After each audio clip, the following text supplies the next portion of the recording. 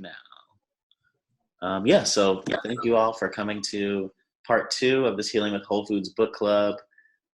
We read chapters 2 through 7, which covered part 1, the roots of diagnosis and treatment, and then the first chapter in part 2 called dietary transition. So we're super excited to jump into this. I wanted to start by recapping from last week, and I thought it led into the first chapter of this week's section really well. So we looked at the integrated food pyramid last week, and the thing that this book includes that the USDA doesn't is the foundation for a balanced diet, for a healthy diet, is actually awareness and activity before we start talking about nutrition. So this chapter broke down a few of the qualities of balance, qualities of awareness that I really liked: kindness, dependability, patience, courage, and appropriate behavior. So it's just nice to hear that these are things that we should start with. If we do things like this, then we'll be able to make better food choices just intuitively. And then the same thing with the activity practices that it recommends, whether that's prayer, meditation, something that involves moving like yoga or Tai Chi, as well as just staying active every week is also very important every day. And then for our dietary habits, we're looking to avoid refined foods, large amounts of animal products, and any of those intoxicants where there can be chemical foods or alcohol or anything like that. So we're looking for a balanced diet of real food, of unrefined food. So that's pretty much our recap from last week. And I thought that led into the concept of qi very well. So qi is described as this life force or vital essence. Let me let Keith in now. Yeah, so qi is described as life force, vital essence. And its quality is kind of dependent on the foundations in the food pyramid, So the more that you're aware, the more active you are, the more balanced your diet, the stronger and healthier your qi, your life force energy. And it really made sense to me, given that this life energy counterpart in the body is the blood, right? So if you have healthy nutrients in your blood, then it helps your qi get stronger, and then your qi helps that blood move through your body and not have blockages or anything like that. So that is how this chapter started out, was discussing that. Yeah, we're just jumping right into it. And I put a few notes here in italics, just kind of stuff that I was thinking about when I was going through this book. And the one that I put at the end that I really like, the qi transfers between people in interaction of every kind, and the qi of the cook permeates the food. So this was really exciting to me because it meant that, for the food entrepreneurs on the call, the more that we focus on our awareness and our activity and our nutrition, the stronger our life force will get, and then that will permeate in our food, making it taste better. So it's just, it's something that could potentially help out your business, or, deeper than that, help pass that energy to people who are eating our food in a way that they're going to consciously or unconsciously benefit from. So that was really exciting to me, and it's something that I think we kind of know that, how we are when we're making our food, how present we are, gets imparted into that food, but this is kind of suggesting the same thing. So really liked that one. I have a quick question. Yeah. I still don't really feel like I understand what he or chi, however you pronounce it. I just don't feel like I fully understand what it means. Like, on one hand, it seems like they're saying that it's the equivalent of energy, but then on the other hand, it's the equivalent of oxygen. So I know it's kind of like this intangible, but can you kind of, I don't know, like how far down the rabbit hole you've gone with it, but can you kind of like expound more upon like what it really actually is? That's I don't want to go too far into my opinions, because I'm definitely not an expert here. But but I think as we read further along, it will become a little bit more clear, or at least a little bit more like practical and concrete. Like I know when we start getting to the chapters on the elements, or yeah, the elements are going to focus on different systems within the body, and then that's going to talk about, you know, the essence of the kidneys and how you can improve that, and what it looks like when it's flowing versus what it looks like when it's blocked. So I would kind of just encourage you to wait until we get there. Because if you see this kind of this last sentence, it says of the chi vitality section on my book, it's in page 57. And it says, in other chapters, we'll discuss protective chi as an aspect of immunity, chi deficiencies of various organs, chi stagnation of the liver, and the practices that improve or damage chi and food in the body. So there's definitely more to it. And for being such like what seems like an important concept for this book, it was only one page. I think there'll be a lot more covered, but I don't want to say too much because I don't want to. Yeah, I saw that. It did say it was going to go into it more. I was just trying to kind of I'm still trying to kind of get a grasp on it, but it seems like this book is going to kind of like really expound on it more. Mind if I chime in? Please. I think, again, I'm curious myself to see where the book goes. But at the baseline of it is just state of being, which I feel like Chester just kind of described. You know, if a person who's preparing food is happy, then happiness will be the chi or the energy that's flowing through the food. Whether on the flip side, if you've ever, which I remember I made a joke, but I was being very serious about the last time I ate at Chipotle, it made my stomach hurt. And I thought about it, you know, in those environments, generally the workers are there as a job. It's a lot of the times people don't like being at their jobs. So just that state of being of not wanting to be doing what you're doing, that energy is imparted into the food. And me, as someone who really loves food, that didn't resonate with my body. So then the food made my stomach hurt. Yeah. I'm glad. I like how you added that last part. You said, because you're someone who really enjoys food, it was the fact that was cooked by someone who didn't enjoy the process, you know? So that was kind of like a double whammy. It wasn't just that, like, you know, they weren't enjoying it, but it was like it clashed with you extra hard because you're someone who really loves that cooking process and takes pride in that. So that's well said.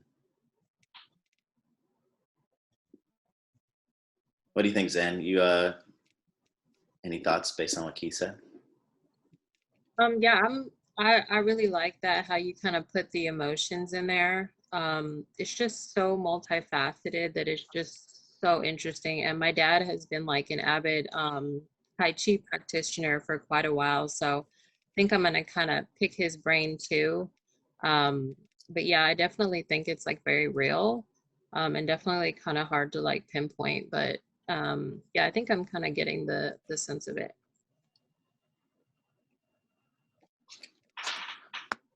Nice. With that, I think we can move on. So right after we talk about chi in the book, we start reading about the 8 principles and then the 6 divisions of yin and yang. So I guess a very, very basic way to say it is that the yang principle is active while the yin is passive. And this book is basically suggesting that everything manifests in kind of equal and opposite pairs.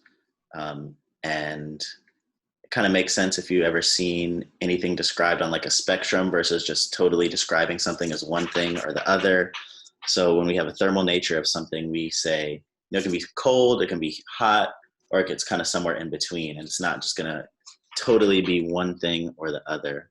The 3 different aspects of yin and yang that this book uses to make general diagnoses and just generally observe patterns are thermal nature, depth, and strength. And this stuff is not easy to explain. It's not easy to understand for sure. So this is something that I think is also going to get strengthened. Our knowledge of this will get strengthened as we move through the book and we see more examples. But hopefully by going through these three, we'll get a better idea of what it means to be yin and yang, and then how we can use thermal nature and depth and strength to understand those. And I guess for me, the other thing about yin yang was that nothing is purely yin or purely yang. And if one is in excess, then it's going to tend to consume the other until it kind of flips. So that is this again. This is another one that makes sense kind of practically, but it's difficult to explain concretely. So questions here, thoughts reading through kind of the initial explanation of yin and yang? If not, let's move on to thermal nature. So heat and cold, the thermal nature of food and people. So yeah, this talks both about food and people. And so when it comes to food, thermal nature, each food kind of has a thermal nature based on its baseline properties and how it grows. And that thermal nature will change based on the way that you cook something and the method that you use. So foods become more warming as they're cooked more, cooked longer, cooked at higher temperatures. And yeah, so for heat, food that's naturally heating in the body, here's the things that we want to avoid if we start experiencing heat patterns. So that's going to be red meat, chicken, kind of just heavier stuff. Refined foods tend to heat up the body. And cold foods are those colder, just colder temperature in general, cooked less. Raw food tends to be colder. And I believe it's bitter, salty, and sour food actually has a cold nature. So I wanna kind of hear what y'all had to think about this. This is a lot of information. I didn't really expect to talk through everything on this slide, but what did y'all get from the thermal nature portion of this book?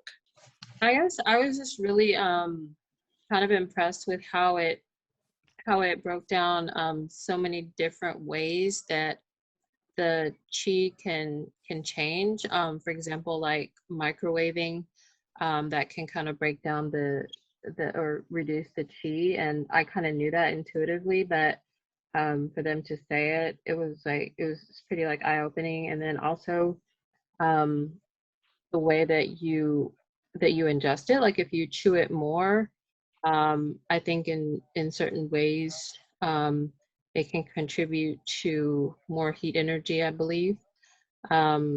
So that was kind of eye-opening, that there's certain things that you can do to the food itself outside of how it's grown or prepared to kind of make it a little bit more healthier. The chewing to me as well was a very big thing. I was actually reading that while I was eating lunch today. And I mentioned before, I do struggle with like just stuffing my food just from working in hospitality and being like on the go and under stress and not having enough time to eat. So I've just always been a person that like rushes through her food and doesn't sit down, enjoy it, and chew it properly.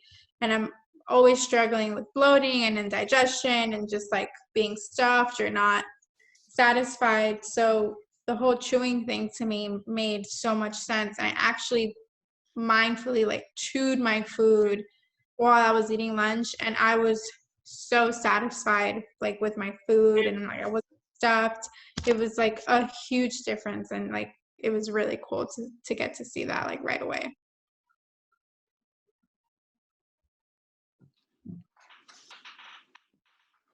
Chewing is a really big one. I have it. We're going to talk about it later in the dietary transition portion, um, but it's huge. I mean, it's that first layer of digestion for us, right? Is the saliva, the enzymes in the saliva starting to break down food, and just the act of holding it in your mouth a little longer, and then doing the mechanical chewing with your teeth, does a lot to help out your digestive system, and it's something that we tend to skip.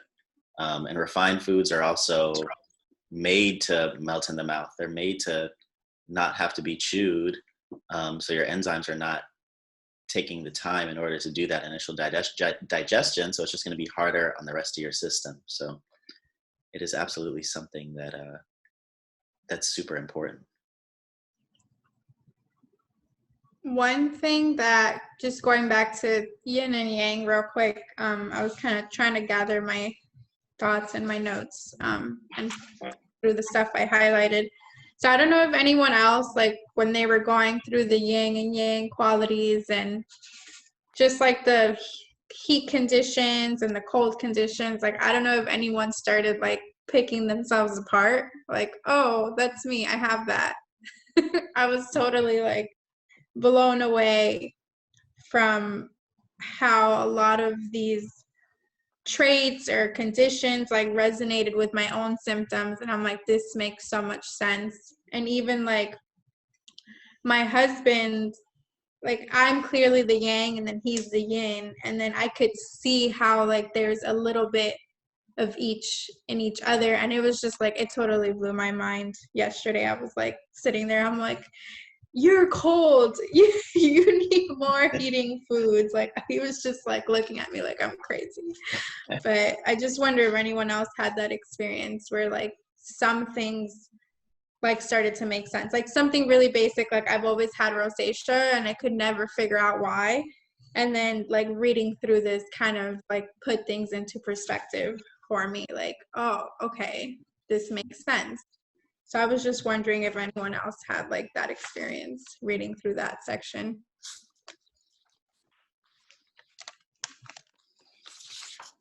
No doubt. Absolutely. Absolutely. It's funny, in our office, sorry, I didn't mean to cut you off, Oh, Chester. go ahead. In our office, we have this battle with the heaters, like when nobody's looking, I really like the heat and I hate being cold. So we like turn it way up, and then when the other people that are like super hot, like naturally, when we're not looking, like they turn it down. So it's really funny. We have this battle of the AC in the office. And so it totally makes sense how, we're predisposed to this stuff, Yeah, like I've always been the type of person where like I'm too cold in an office setting, and I'm always the one putting the AC up, and then someone else comes and puts it down, and like I glare at them. And then reading through this and realizing like I might have a chronic heat condition, I'm like, that makes sense. And then my husband, who might be cold, he's literally, it could be summer and he will have at least 2 shirts on and a hoodie. And then it said like cold people tend to be overdressed. So I was like, aha, I finally realized why you need to wear 3 layers of clothes, even though it's 80 degrees outside. Like he will come home and he will put on, like, you'll have a hoodie on and then he'll put on another jacket on, and then he'll just sit on the couch. And I'm just like, why are you wearing so much clothes? But, and then like, I don't like to barely have clothes on. Like I hate like having so much clothes on. So like it's crazy like how much this stuff makes sense. And I didn't know anything about yin and yang. Like I didn't know anything about like Chinese medicine or traditions. So for this to resonate so heavily with me, I was like really blown away.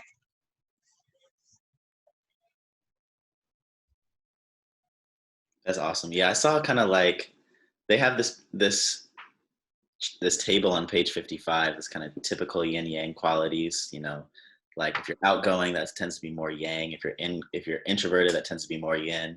So I was just going through all of these, just trying to be objective and say, where do I think I fall on this? And sometimes I was more yang, sometimes I was more yin.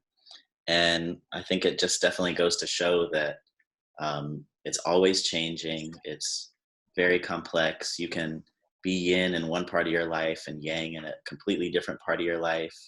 But I can admit that it did feel good to say, I don't think I'm necessarily totally one of these things or the other. I think I'm fairly balanced with that. But there's other things that are like, okay, this is great. This is something that I can work on, I can be aware of. So that was my experience. It was cool to see that, like you said, you in one part you can be totally yang, and then the other you can be yin, and then you can have both. And because I think that's the goal of everything, is to just find the balance and not be too extreme. So it's definitely interesting to see it play out in real life. And like you said, it's great to put into perspective and to think about it, because it does let you know, like, this is what I need to work on. I definitely read through a lot of this section and made a lot of notes of like, okay, this is what I need to work on. So it was really like self-teaching, like apart from diet, it was really self-teaching. Thanks for gathering your thoughts on that. That's very natural, I think. At least that's what I did. I think we're getting through this pretty well. So depth. So this is another way, one of those fundamental ways to describe yin and yang, with an interior condition being considered yin and an exterior condition being considered yang. So to start with that exterior condition, that's something that manifests on the surface of the body, whether it's like the skin, hair, the nails, the mucous membrane.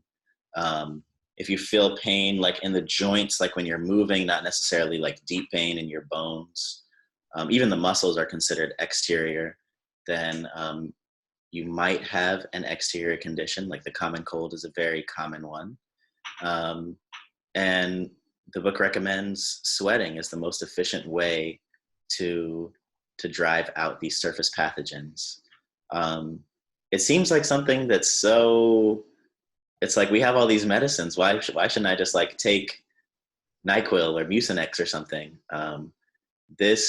When I first learned about sweating, like I was like super excited about it, because I just never really, I tried to avoid medicines as much as possible and just kind of like hydrate and do the best I could to get rid of something whenever I would have like a cold or an exterior condition.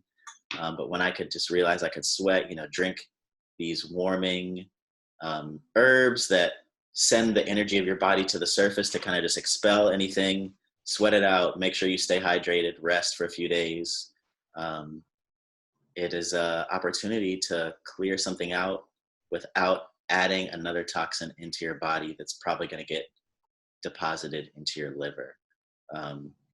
So that's the exterior portion of it. That was really exciting to me. Before I talk about immunity, anyone else have any thoughts about the interior, exterior, sweating versus anything more in depth that's going to be involved with dealing with an interior condition? I do. Antiperspirant is actually really bad for people. Like, just the simple concept of anti-sweating, it's blocking an essential detoxifier, a natural detoxifier. Side note, have you guys ever done hot yoga? For sure. I definitely recommend it if you like sweating. I did it this morning. I try to do yoga like every other day. Especially hot yoga is really good. Where do you do hot yoga? Do you like Black go Swan? Oh, okay, Black Swan. Yeah. Do you know about Black Swan? I do. They're just like, I like the traditional Bikram yoga, which is like the set 26 poses. So like I haven't found a studio in Houston that does that.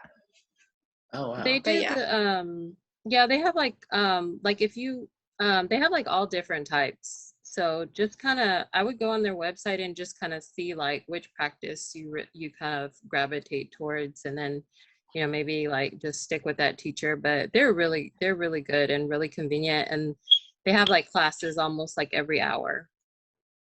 Cool. Yeah, sorry for the diversion, which is talking about sweating and detoxifying. I had to throw that out there. hot yoga. You guys should do it. I think there's a deodorant company, I guess it is in Houston, and I can't remember what they're called, but it's one of those real passionate founders who you know, when I first got introduced to him, he was kind of showing me a flyer talking about, hey, look at these lymph nodes under people's armpits that are clogged because of all the deodorant that they're using, and look what this looks like, you know. And it's a startling way to sell a product, but clearly it's something that stuck with me for a very long time. Because yeah, it's a natural process. It's used to not only control the temperature of the body, but also to, it's a way to remove things that need to be removed, right? It's a way to remove waste. So I don't know who invented antiperspirant, but that's a great point. It's a great point. What do you guys think about dry brushing? Have you heard of that? Like brushing your skin? I haven't heard of that. Yeah. It's kind of like I think it's like it's kind of like a Moroccan thing where you brush the skin and then they brush it and then they're able to kind of get the on a deeper level get like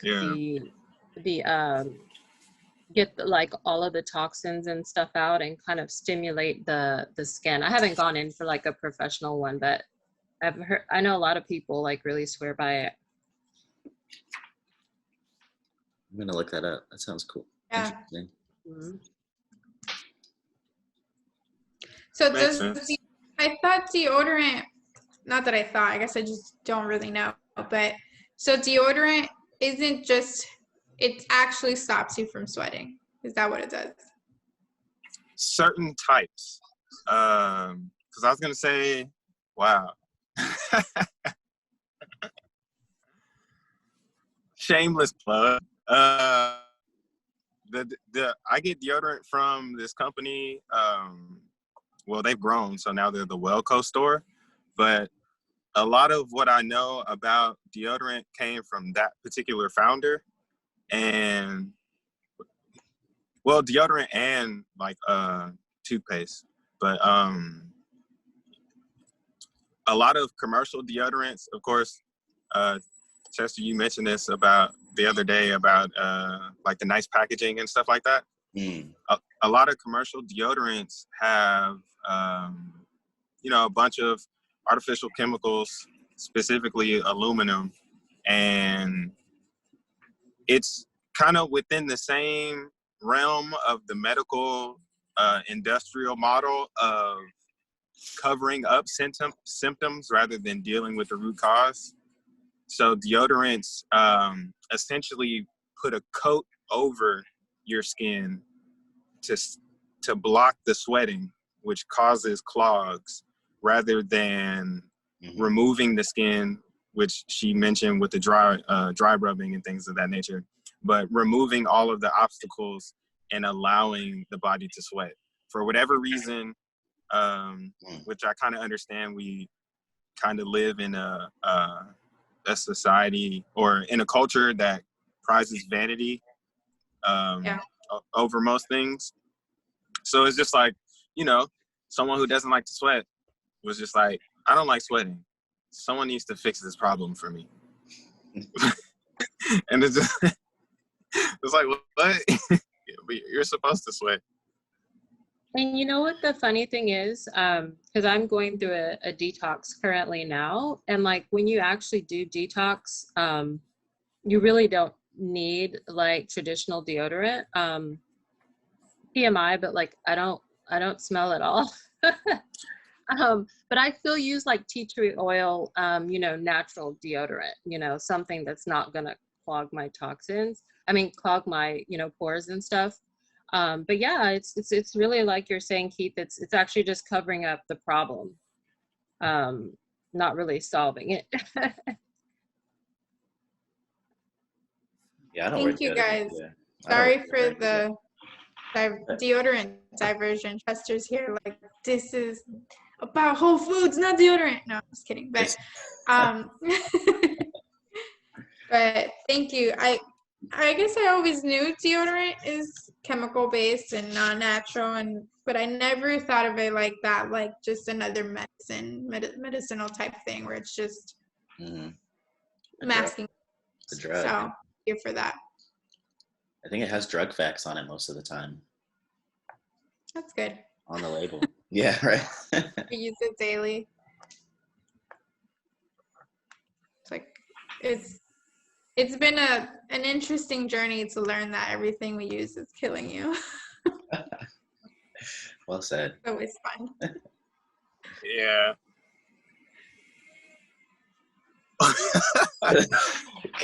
Sorry, I'm laughing because I've been reserving like so much content because I don't necessarily want people to just like be freaked out about everything. So I try to keep the content specifically with food, but it's such an interrelated web in terms of health. There's so much. Yeah. So there's so much we've been like brainwashed and force fed since we were little, and our parents and our grandparents, and then now it's like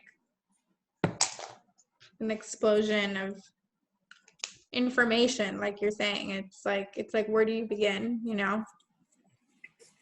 Yeah, I think it's important. It's important to connect. I don't want to be like controversial, but I just kind of find it funny that I just kind of find it funny that we have a coronavirus, you know, epidemic, and nobody's really talking about health. You know, everybody's just kind of talking about a vaccine. But I feel like this would be the perfect platform for people to really, you know, dig into like nutrition and stuff like that. I know there's certain Asian countries that are kind of pushing stuff like that, like Vietnam and stuff, but I haven't really like seen that in the West. So kind of interesting.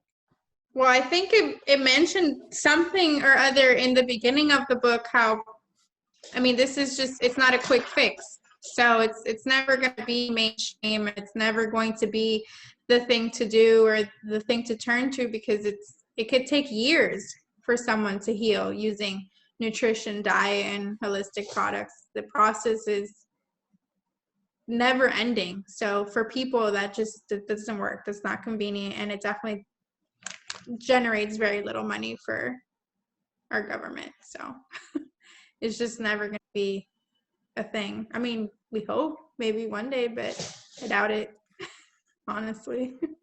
You know what would generate more money for the government? Healthy, happy workers. Yeah, well. But that's a whole nother soapbox. Yeah, they gotta. Yeah. It's another club that we need to start. Yeah, the infrastructure is not built for that. So then there's all this fixed cost that's going towards something else, you know, which can be repurposed, and it has to be remanufactured at a big scale. But that reminds me of other conversations that I have about sustainability. It's like the planet runs on oil, and then there's these billion-dollar refineries and oil rigs and stuff, and that's part of the reason why it's never going to change, because they've already, you know, invested all of this money into an infrastructure that makes money a different way. So I mean, realistically, that's who rules the world right now. So take some radical leadership, though. Fun fact: General Motors is scrapping their entire, like they're doing away with their infrastructure of creating gasoline vehicles. So by 2035, all of their vehicles are going to be electric. I heard that on NPR. So, I saw that. I thought that was a joke. Is that serious? No, they're definitely serious, because they've been in talks with Lyft, because Lyft wants to have an all electric vehicle fleet of, like, they want all of their drivers to be using electric vehicles. That's incredible. Yeah. So there's definitely hope. Because I mean, I'm charging my car right now. So, like there's definitely, the possibilities are there. So just kind of going back to the yin yang, not to make you know, the oil companies evil, but they are kind of the ones that are in the light right now. And there's a, well, no, let me organize this more. They would kind of be, yeah, in the dark side, I guess, if you want to. I'll use Star Wars. That's the best example. The oil and gas, you know, all of the non-sustainable industries are kind of like the Empire.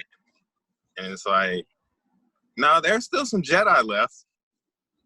We just have to, one, protect the Jedis and then allow them to do their thing.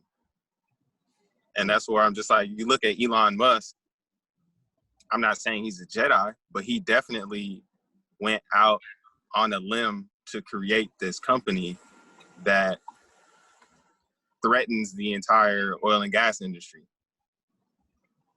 So it's all in the process of educating people and kind of letting them go through the process of seeing how the changes that are being made are actually for the betterment of everybody. Yeah. Yeah. Sorry, guys. I'm a visionary.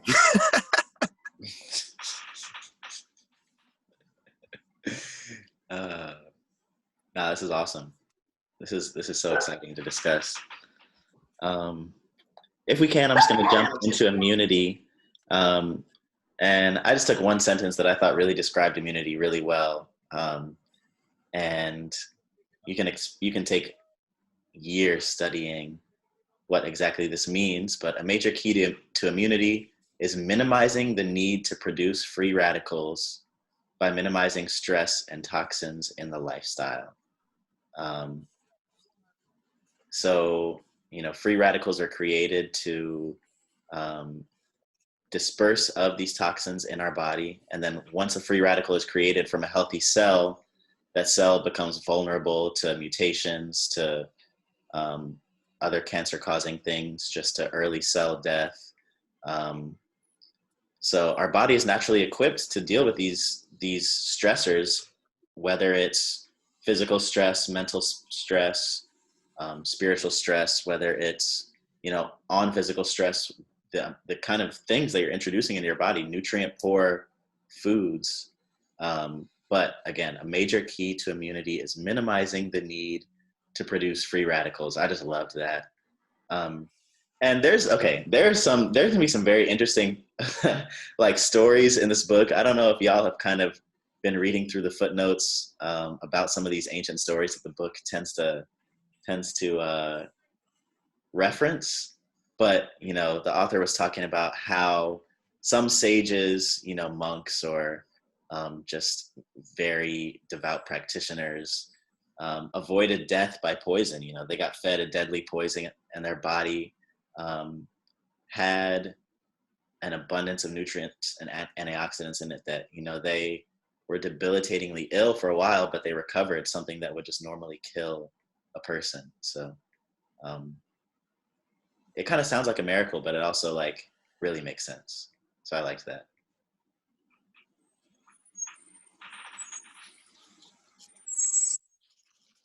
Yeah, I really enjoyed this section because I always struggled with understanding whether free radicals were inherently good or bad.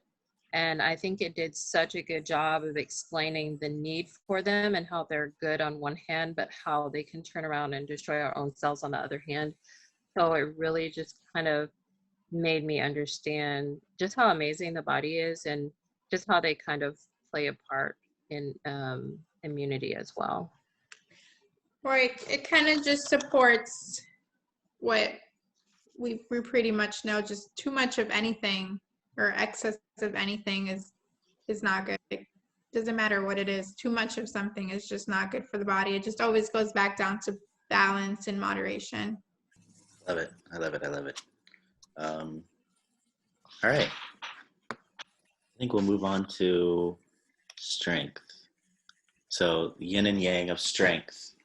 The yang being excess and the yin being deficiency. I'm reading this first quote that I put down, and it sounds like it sounds like duh, but excess is caused by too much, and deficiency is due to a lack of. Um, where my mind went when I read the second quote, as a general rule, bitter foods and herbs are used to reduce excess. Two things where bitter flavors tend to be known as like cooling foods. So because cooling is on that yin side and excess is on that yang side, that made sense to me. And also a big cause for excess and heat is refined foods, the fact that we tend to overeat them, the fact that we don't get enough nutrients for them, so they tend to unbalance and lead toward excess. Refining those foods removes the bitter portion of it. So it makes sense that bitter foods in general can be used to reduce that excess.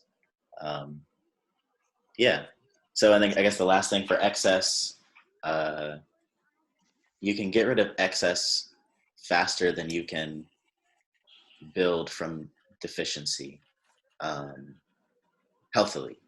So excess kind of is removed once you replace foods that cause that with a grain and vegetable diet, whereas deficiency, you need to be careful to build up more slowly, not overeat while still eating building foods.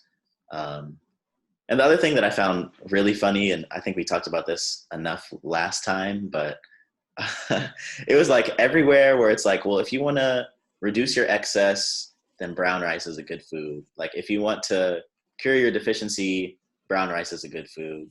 If you're too hot, then brown rice will do good to cool you down. But if you're too cool, then like brown rice will warm you up. Like the fact that it's just a neutral food in terms of yin and yang, it's just like basically perfectly balanced and it can be used to cure anything.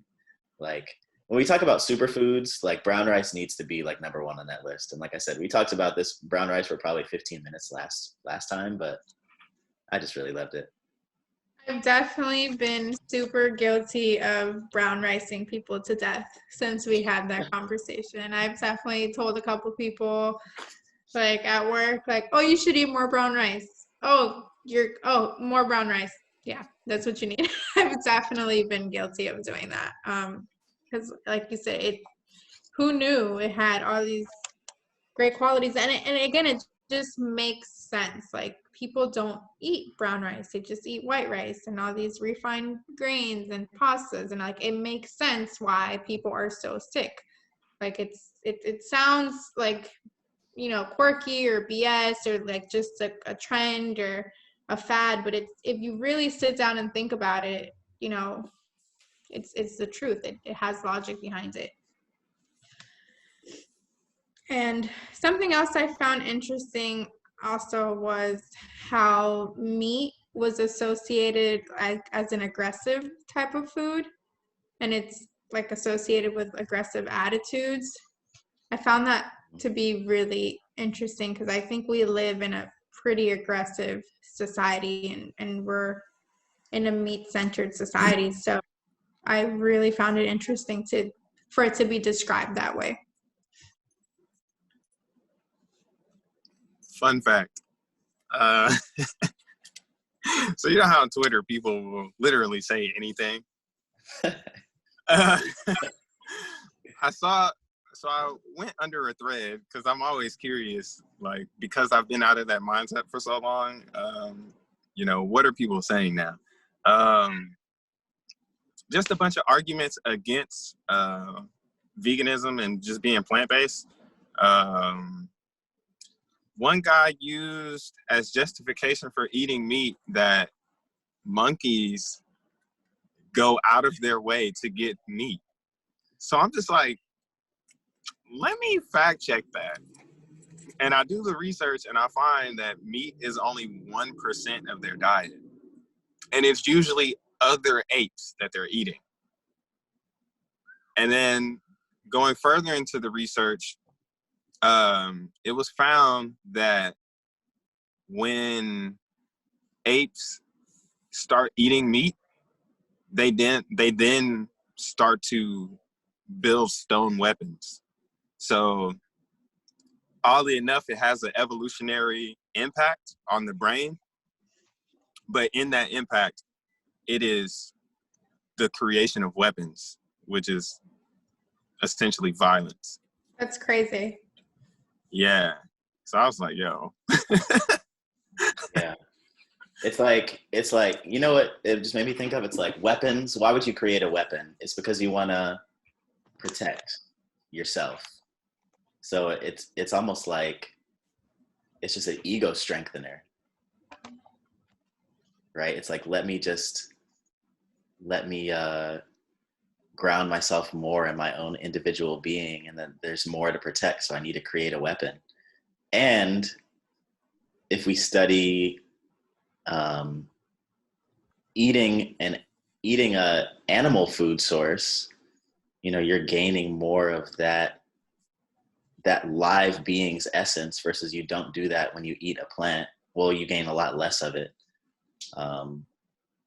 It just all lines right up like that. That makes perfect sense. But Yep. we can also make ourselves believe anything, just like Twitter shows us. Yep. Another thing I thought was really cool about, and it talks about it a little bit in the dietary transition, but like the power of cooking meat in a liquid medium, you know, doing it in a soup or doing it as a broth versus doing it versus eating it just by itself. One, as a way to transition for people who are missing it, just so its essence can be spread out a little bit. I guess it's like it's to yin that strong yang, right? Like, let me just disperse it a lot more in order to make it more agreeable with my body. That was really cool, and I think that could actually help a lot of people. So we should think about that. No, I definitely took note of that. Yeah, the dietary transitions was like a big highlighted section for me as well. Yeah. Just because, like you said, we're in the position where a lot of people do look to us for that kind of information. So it was very useful to know those different tips. Right. Let's jump into that. Well, does anyone have anything to say about excess and deficiency? I mean, we have more time to talk about yin and yang in general, but anything else before we move to that dietary transition? Let's keep going. I have one quote that I really liked from the beginning of the dietary transition section, and then a little closeout. This resonated with me so much, because the first time that I started exploring plant-based diet, and specifically veganism, I did it for my health, and that was kind of like the main driver. And because of that, I naturally found ways to convince myself that eating high-quality animal products would be beneficial to my health, and therefore it would be okay. But when I started thinking about it recently, in terms of ideally, like from a non-harm standpoint, I won't say that it's better. I'm just gonna say I'm curious to see what happens, because I believe it. So yeah, that's why I really like this quote.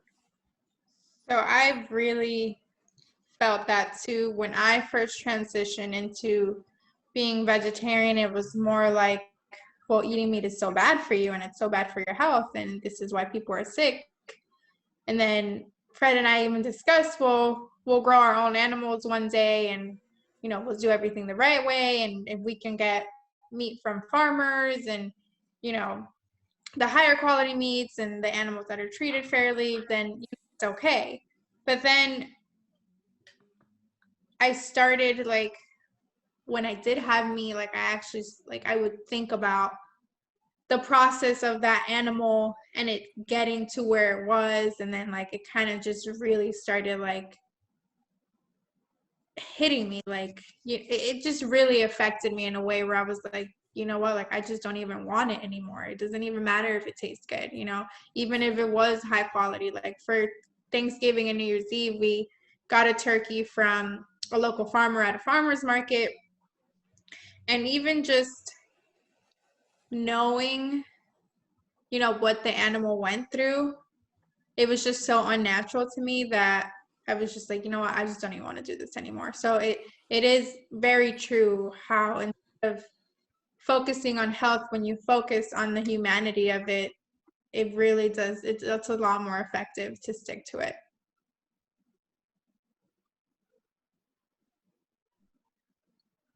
I will say, I think it's really important to focus on both. Yeah. Agreed. Oh man. So I've been thinking about starting a podcast, which would be really interesting because in practice, from the outside looking in, I'm definitely a very like devout, almost hardcore vegan. But mentally, I'm just like, I hate vegans. And it would be kind of explaining that. Wow. And I say that because, well, nothing. I understand everybody has their place, so that's my baseline. But just the people, to kind of help educate the people who are like, their first thought is, oh, I'm vegan for the animals. A lot of them get stuck in the junk food vegan category, and that's detrimental to their health. And it's just like, it makes sense, I get it, but at the same time, it's this strange like sense of martyrdom where people are, oh, I care more about these animals, and because I care so much about these animals, I'm going to eat these foods that were super processed and essentially deteriorate my health the same way as if I was eating processed food if I wasn't vegan, all for the animals. So it's like there's a strange martyrdom complex within that section of the vegan community. And that's like one of the conversations that I've been wanting to have with people like openly, because it's like, that's equally as toxic as what they're fighting against. Chester was hit it head on. He said that, you know, that's why both of those factors are equally important and is balanced. You know, it has to be a meeting of the two, because I feel that too, like the veganism and then just seeing people eat, you know, the processed foods and the junk food. And it's like, that's technically not what the lifestyle is supposed to be about. You know, the lifestyle is supposed to be about eating whole foods, not whatever it is people are eating now. I really like how, Go ahead, sorry. Sam. Go ahead. I really like how the book really emphasizes eating for your body, because I truly do believe that we're all so unique. And I used to be like such a hardcore vegan at one point. I was a vegetarian. I've like almost probably done it all. And the thing that kind of irks me about that community sometimes is like the virtue signaling. It's kind of like, oh, I'm being a vegan and, you know, I'm doing this because of, you know, I'm trying to whatever. And I kind of more resonate with the idea that you're going to do what is actually good for your body composition, you know, and for what you feel like is good for your health. So I kind of try to steer away from trying to like advocate for like any specific lifestyle as far as diet, because I truly do believe what the book is saying about you know, people who are overheated, you know, they may need something different from you know, somebody who is kind of more yin, you know. So I really like how the book doesn't take like a hardcore stance on one, you know, dietary lifestyle. Yeah. This reminds me, maybe like 6 months ago to a year ago, I was in a vegan group chat, and someone joined the group chat saying, hey, I've been pescatarian for a long time and I'm looking to transition to vegan. But I'm running, I think she was running a marathon that next weekend. And she was like, how would y'all suggest that like I go about this, diet wise? How can I make sure that my body heals enough?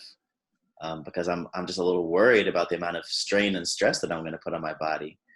And I chimed in a vegan group chat saying, I think you should eat whole foods, you should eat grains and vegetables and maybe a little bit of fish, just because that's just going to be such a big strain on your body. But, make sure you marinate it or you put it in a broth or something like that.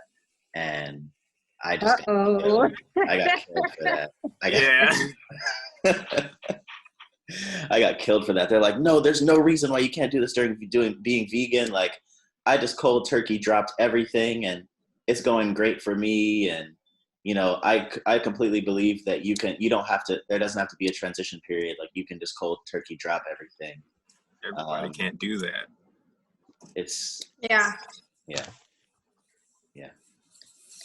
I'm happy I shared my opinion, but. Yeah, no, that's why I'm just like, because they're like even more nuanced. There's also blood type, like, because that's a book I bought. I haven't fully delved into it yet because the blood test that I got for whatever reason didn't work. So I was like, man, I'm not about to read this book. I don't know my blood type. But like even there, like I understand. Like I'm reading when I finally do like sit down and actually go through the book. I'm going into it with the understanding that it wasn't written from a plant-based perspective, and the information doesn't necessarily have to be essentially manipulated to fit a vegan perspective. Right. Because as I kind of went through the different types, like the A, B, O, and AB and stuff like that, and there's some blood types where it's actually much more beneficial for them to eat meat. So it's like, I've been really wanting to get into that as well. Sorry, didn't mean to. Oh no, it's good. No, it's all good. But it all goes to like you were, Francesca, I think you mentioned earlier, or well, somebody did. I don't know, because it's been on my mind today. But just the portions. So the issue isn't, a lot of times for most people, the issue isn't eating meat itself. It's just the way we're conditioned to eat it in terms of the portion sizes. Yep. Just like, for those of you that saw my post, where did I get that from? I didn't read it in this book. Oh, I was taking it was a course. It was a course online. But it really, when they said it in the course, I was like, wow, that is so true. Just how people naturally, when they go and they say, okay, what am I going to have for dinner? Okay, well, I'm going to have this big piece of steak. And then they plan their meal around that. And it's like, that's just not how it should be. It's not necessarily, maybe meat is not necessarily the issue, but it's just how much of it is consumed. And it's like, if you were to focus on the fruits and the vegetables and the whole grains and then plan around that, then maybe we'd be eating more appropriately. Yeah. I was actually having a conversation about this earlier today, and I think the paleo movement, it kind of got hijacked, just like anything when it goes mainstream. But just the concept of eating like our ancestors, if you think about meat consumption prior to its mass availability, one, it had to be sought after. So the athletes were going out and getting the meat. So any meat that they were eating, they were burning off in the process, or like whatever it might do was being burned off in the process of even getting it. And then 2, it wasn't kept frozen and hoarded. Mm-hmm. The entire community was eating from that one animal. And that was their portion of the meat for however long, because they were primarily sustaining themselves off the land. Mm-hmm. Yeah. So to kind of, that's just another like ancestral layer to the healing aspect of eating food, is having people essentially remember meat used to be a luxury. Mm-hmm. And it was worked for, and now it's like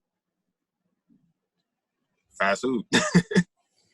Yeah, I don't think we covered it last section, but on the paleo diet, not only were the athletes going out, risking their life to bring this food back, but the food, well, the animal, I guess, itself was risking its life every day, and it was constantly on the move, and its muscles looked very different than a grass-fed cow of today who's walking around. Like a wild cow is going to have a lot more lean muscle in it. It's going to have a lot more of an omega-3 profile in it. And it's just, is different. Not practical to get that today. So it's very it's very enticing to talk about let's eat like our ancestors, and then the salesperson who's writing that is going to take the best parts of it, and then they're going to make the whole picture out of that, and it's going to sound convincing because it sounds like a whole picture, but it's not even close.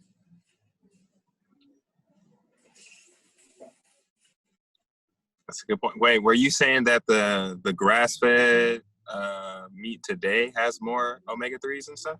No, of like a wild animal that's being caught. Well, because essentially they're athletes too. Right. Exactly. Yeah. They're exactly. Yes. They don't know where their food's coming from, so they're fighting. So the chi in the cow from back then and today would be totally different. And just going back to Twitter and just like the ancestor stuff, if you go on Twitter, I'm sure tons of people will be like, well, our ancestors ate meat. And it's like, yeah, not how we eat meat today.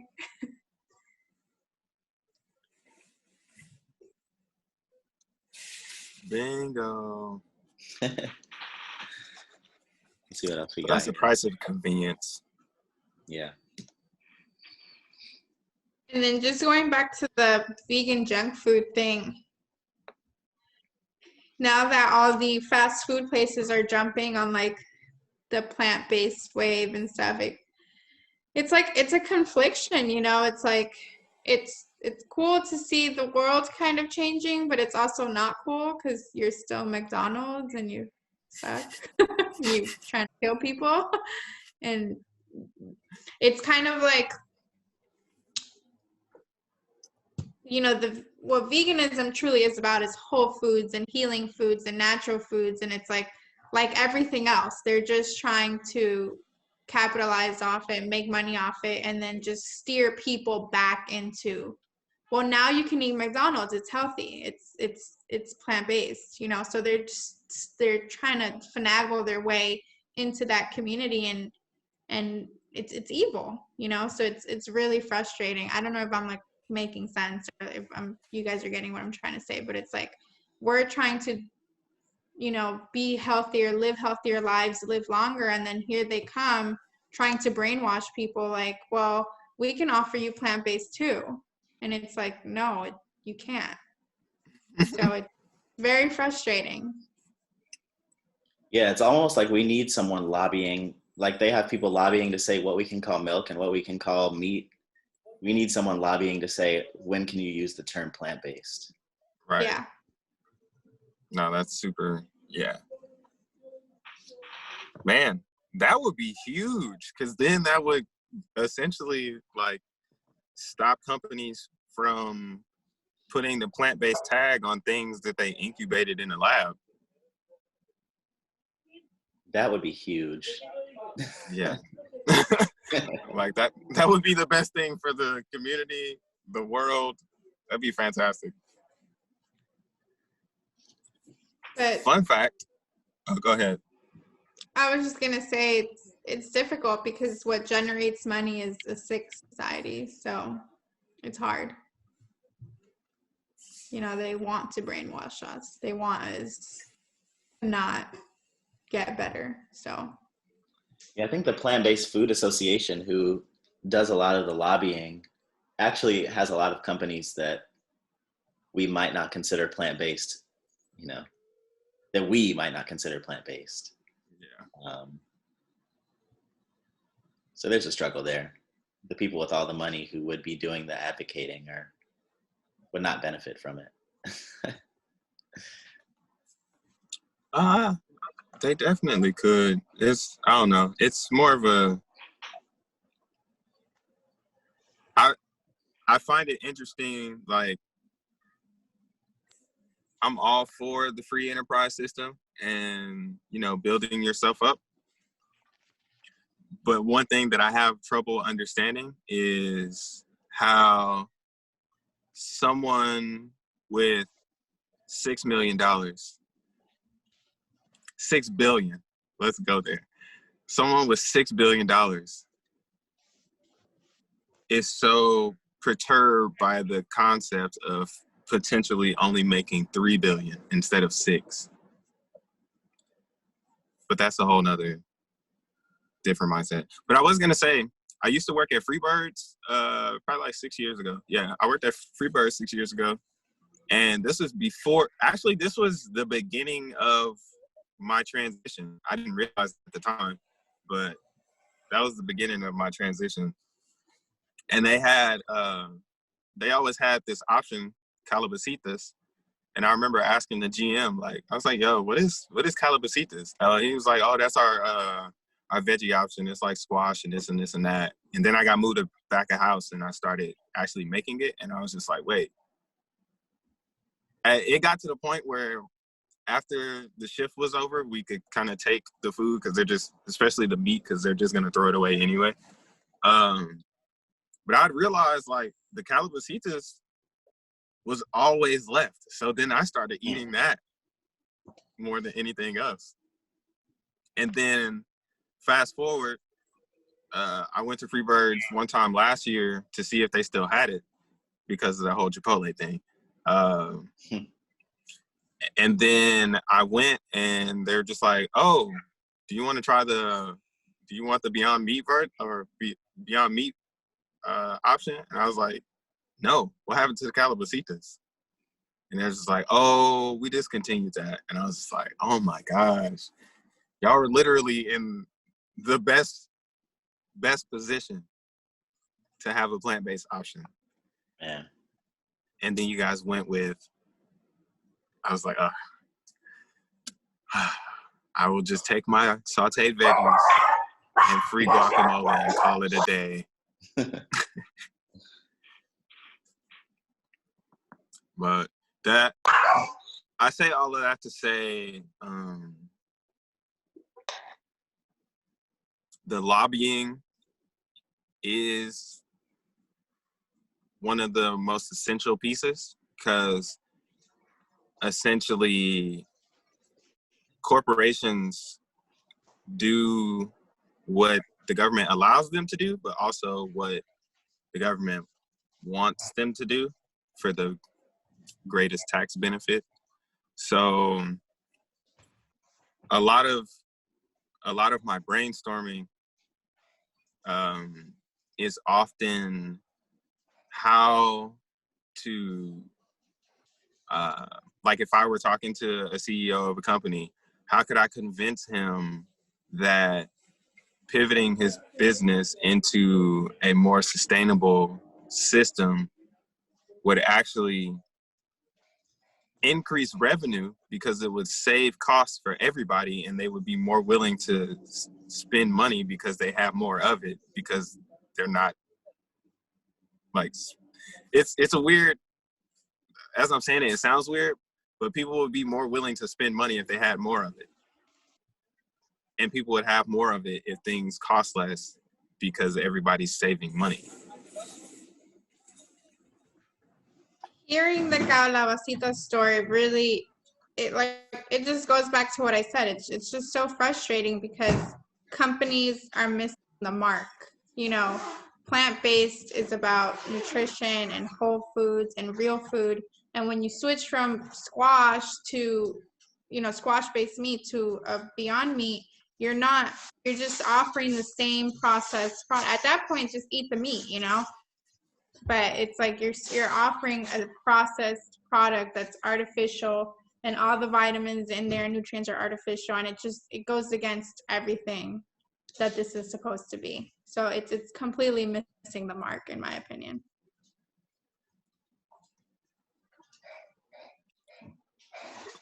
Pretty much. Constantly thinking about how to do this in a free enterprise environment, constantly. So it can be done. And that's why. Absolutely. Yeah. I recently have been doing a lot of reading on branding and archetypes and stories and how brands resonate with people.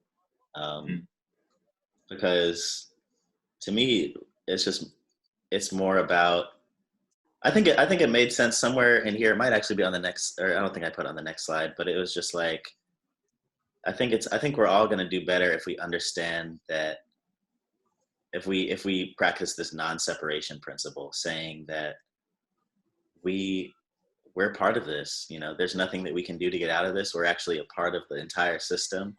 So it's like, how do I find how I work in this system versus wishing that I was in another system? And you have to meet people where they are. You have to influence without manipulating. Right. And you have to work exactly where people are. You have to meet them exactly where they are, you know. And that's different to get a large impact. Well, I guess large is not the right word. To get a wider spread impact, I personally don't think the answer is going to be a sage style answer where we're sharing facts and we're sharing and we're making experts out of people and we're tapping into people's growth mindsets. I think it's going to be more of a convenience, a cost thing, a taste thing, a satisfaction thing. But using our sage mindset, our expertise to present that in a way that is still ideal. So that's a cool exercise to think about. How would I pitch this to somebody who cares about their bottom line? Perfect example. This actually just happened. So the containers that you guys got from Costco, I didn't know that there were glass containers that could be purchased for that cost. And I was just like, and Freddie suggested, which I'm definitely going to do. He was just like, oh, you can definitely tell people that they can get these containers for, it was less than $20. Yeah. Yeah, like and I was 20, just like, 24. So I'm just like, because I've been trying to figure out how to essentially, I don't want to say promote, but provide the education of the benefit of having a set of containers where you never have to buy containers again unless you break them. But it's just like a $20 investment on your part, the client or customer or anybody, the $20 investment on the consumer part completely eliminates a recurring cost of the business, which would then allow the business to lower their prices because their operating costs go down. And that's what I meant in terms of the people will spend more money because they're saving money, like principle. So in the event, which is going to happen, in the event that my price is lower, that's more money that the consumers or the clients still have that they can then spend on other businesses. And that, to me, bolsters the economy, because it's not just one entity getting all of the money. It's being spread out in a more we type of system.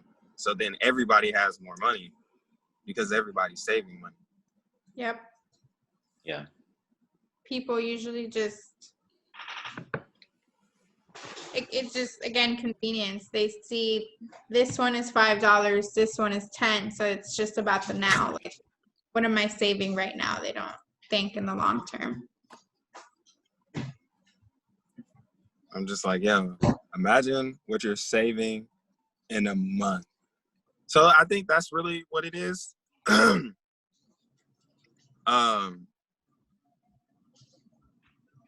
There is a degree of convenience. It just takes a fraction more of thought. And I understand that that's kind of where convenience has its most weight, is that if it's convenient, I don't have to think about it. I can just grab and go. But then it's just like, you know, it's really convenient.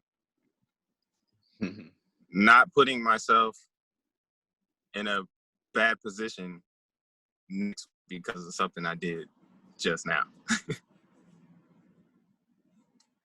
Yeah. Wow.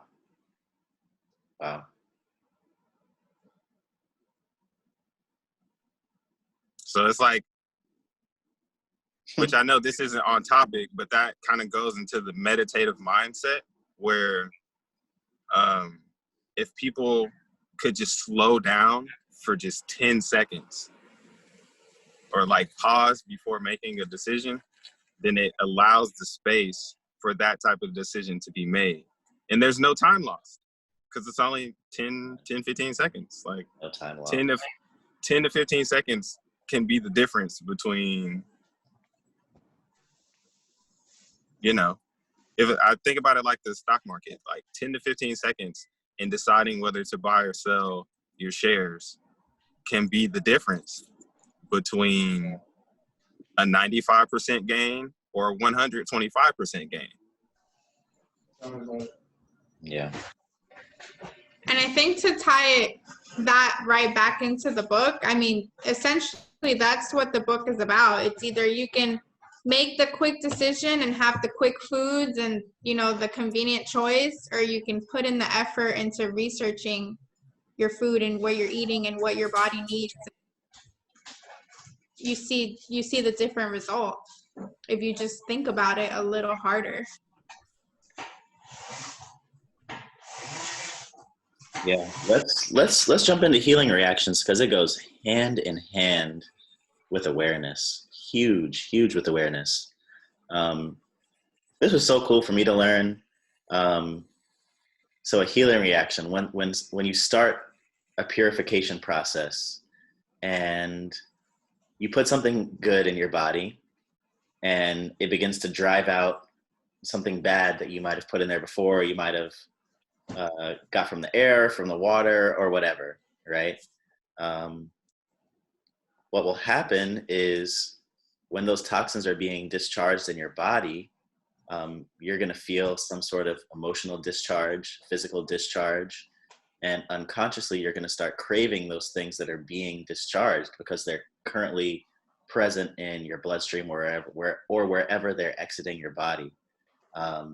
So how do you deal with that? You deal with that with awareness, right? You deal with that with understanding and compassion and forgiveness and gratitude.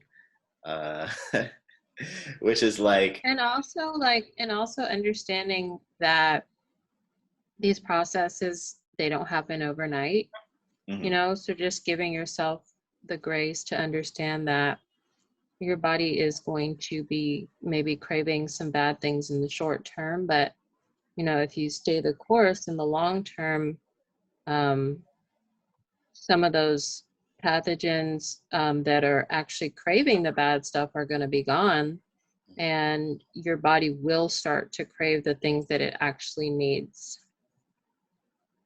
Right. Right. Agreed. Poison is much more destructive going out. It's, where did I don't remember where I read this, but it's like poison has twice the effect when it's leaving the body than when it was put in. Yep. Well, most of the time it's an addictive substance, so that's the whole point. It's supposed to reel you back in. And the first thing I thought of when I read through that section was just all the people that I've encountered that say that once they stop eating meat, then they started feeling sluggish and tired. And so they're like, I need meat. My body's meant to eat meat because when I try not to eat it, I didn't feel good. And then it's like, well, you only tried for a week. So. That's always interesting to hear. My body had the complete opposite reaction. And it was because I had so much energy and nothing to do with it, I went back to eating meat. I don't think I ever felt like bad. There was no, I'm sure it translated into other things, but I never felt like down or sluggish or tired from not eating meat. But again, everyone's different, and some people's addiction is rooted so much deeper. So it has a more violent effect.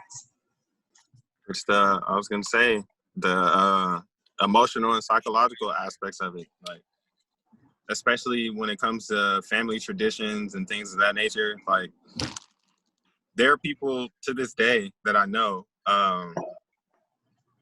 they don't necessarily eat, like they're plant-based. I wouldn't say that they probably wouldn't identify as vegan. They're plant-based, but every holiday, they have to have like one of the family favorites that isn't, the best for them. And it's that emotional and psychological deep-rooted attachment to that certain food to where they're just like, it's okay, I'm only doing it at this time. And it's like,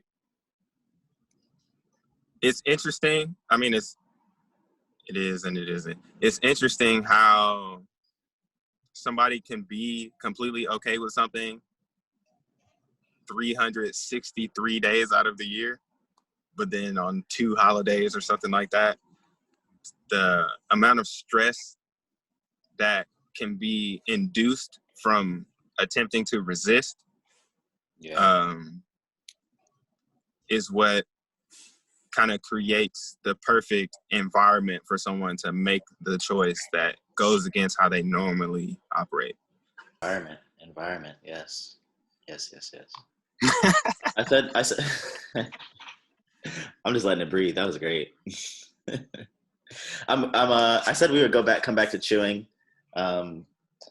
Another cause of difficulty during dietary transition is the failure to chew food thoroughly.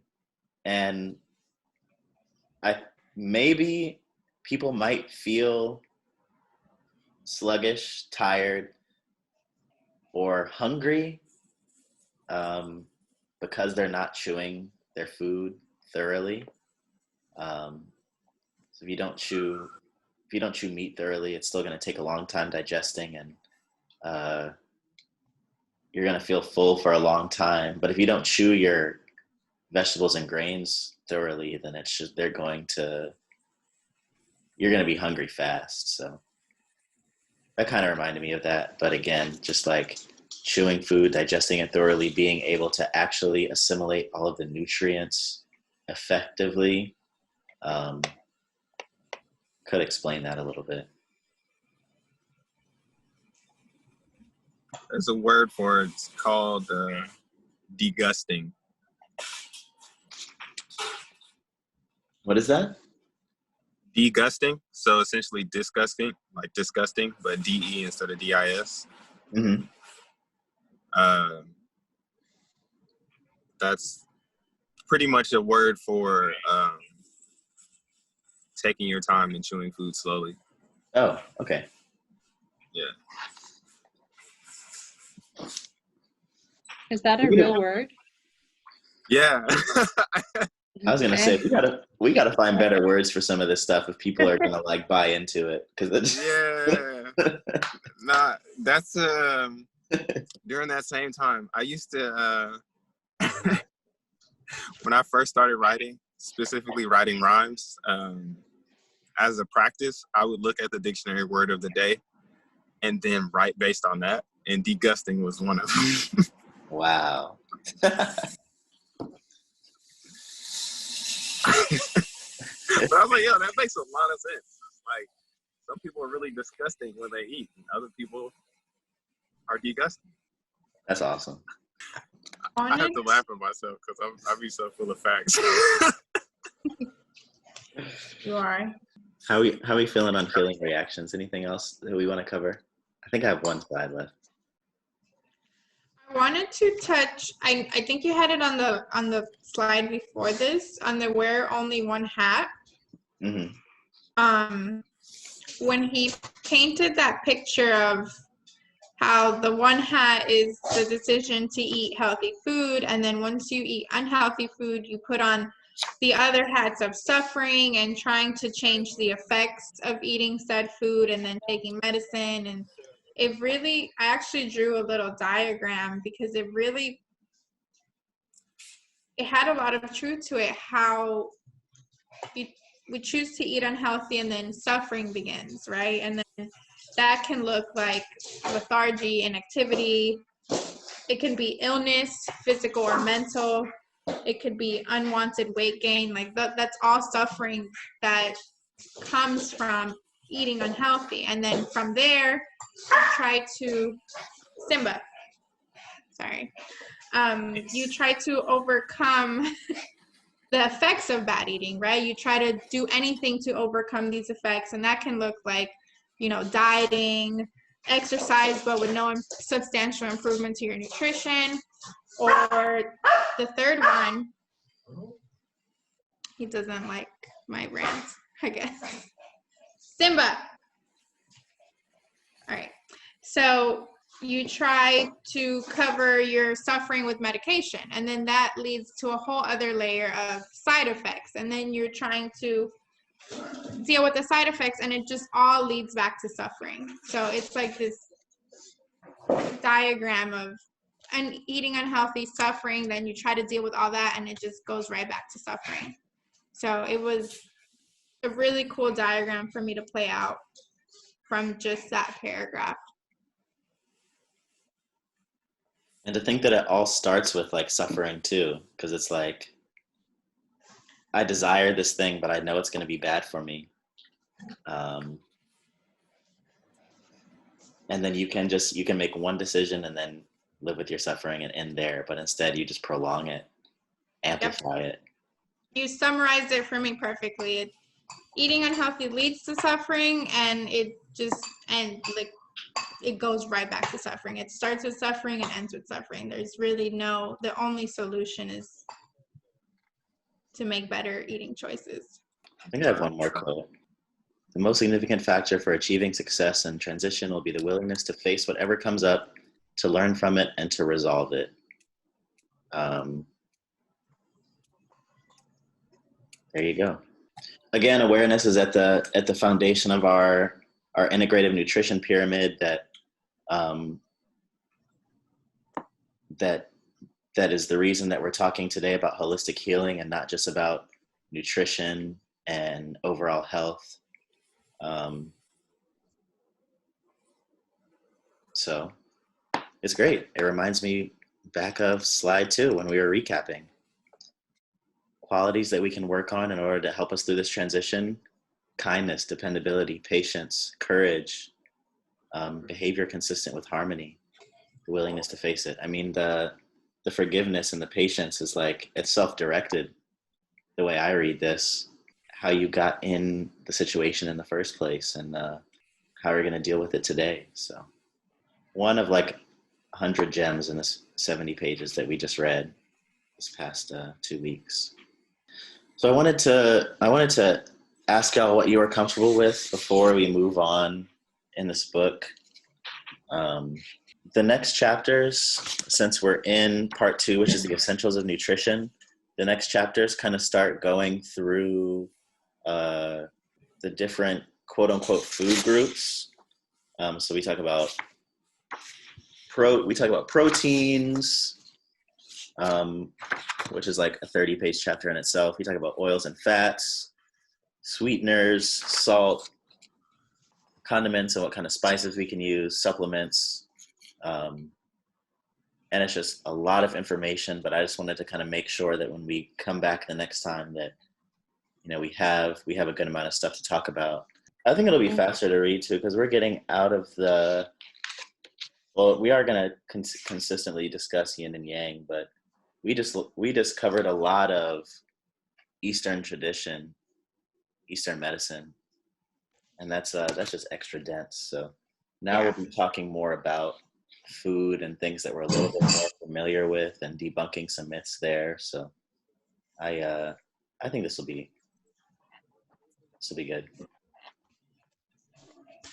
Thank you, Chester, for putting this together.